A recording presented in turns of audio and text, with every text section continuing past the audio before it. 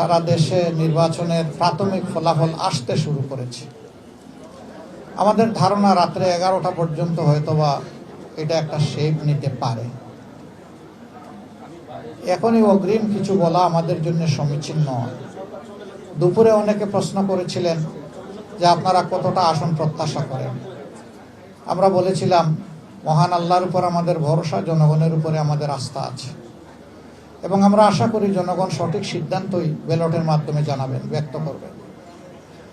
প্রাথমিক যে ফলাফল আসতে শুরু করেছে তাতে সেরকম একটা আভাস পাওয়া যাচ্ছে, কিন্তু এটাকে নিশ্চয়তা দেওয়া যাবে না। আমাদেরকে আরও কিছুক্ষণ অপেক্ষা করতে হবে ধৈর্য ধরে। আমার একজন সাংবাদিক বন্ধু প্রশ্ন করেছিলেন অন্য একটি দলের একজন নেতার উদ্ধৃতি দিয়ে যে তিনি বলেছেন 190 থেকে 200 আসন পাবেন। আমি তখন বলেছিলাম না, নির্বাচন কেবল চলছে, এখনো ভোট গ্রহণ শেষ হয়নি। এই সময় যদি আমরা এই ধরনের কোনো কথা বলি, এটা আমাদের সম্মানিত ভোটারদের প্রতি সুবিচার হয় না। এটা তাদের অধিকার, তারা কাকে বেছে নেবেন তাদের বেছে নেওয়ার শেষ সময়টুকু পর্যন্ত আমাদেরকে অপেক্ষা করা উচিত। সে সময় চলে গেছে, এখন গণনা শুরু হয়েছে। আস্তে আস্তে আপনাদের কাছেও বিভিন্ন জায়গা থেকে ফলাফল আসতে থাকবে, আমাদের কাছেও আসবে। আমি শুধু এতটুকু কথা বলবো, যদি জাতির কোনো গুরুবার মহান আল্লাহ তাআলার ইচ্ছায় আমাদের উপরে আসে, আপনাদেরকে আমার বড় প্রয়োজন, আপনাদেরকে আমার পাশে পেতেই হবে। আপনারা যদি আমাকে সাহায্য করেন, আমাদেরকে সাহায্য করেন, তাহলে ইনশাআল্লাহ আমরা এ দেশ জাতির জন্য ভালো কিছু আশা করি করতে পারব। এই সাহায্যটা দুই ধরনের। আমাদের উপরে দায়িত্ব আসলে ইতিবাচক কাজগুলোকে যেমন তুলে ধরবেন, আমাদের ভুল হলেও আমাকে ছাড়বেন না, আমাদেরকে ছাড় দেবেন না।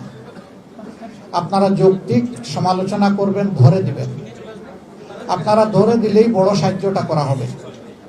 অতীতে আমরা দেখেছি যে কারণেই হোক, মিডিয়া অনেক সময় যারা শাসন ক্ষমতায় থাকেন তাদের মন্দ কোনো দিক, নেতিবাচক কোনো দিক তারা সমালোচনা আকারে সহজে তুলে আনেন না, অথবা আনতে পারেন না। যেটাই হোক, আমরা এটা চাইবো না।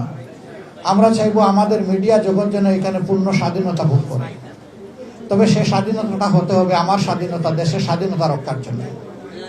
দেশের সার্বভৌমত্ব এবং স্বাধীনতার কোনো ক্ষতি হয় এমন কোনো স্বাধীনতা ব্যক্তি পর্যায়ে হোক, সমষ্টি পর্যায়ে হোক, কারোর জন্যই কাম্য না। কারণ দেশের স্বার্থটাই আমাদের কাছে বড়। তো আমরা এটুকু আপনাদের কাছে আশা করব।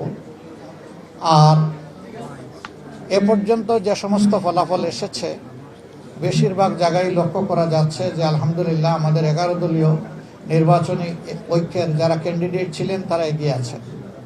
কিন্তু আমি আগেই বলেছি, এটাকে এখনই নিশ্চয়তা বিধান করার মতো পর্যায়ে আসেনি, আমাদের আরও একটু অপেক্ষা করতে হবে।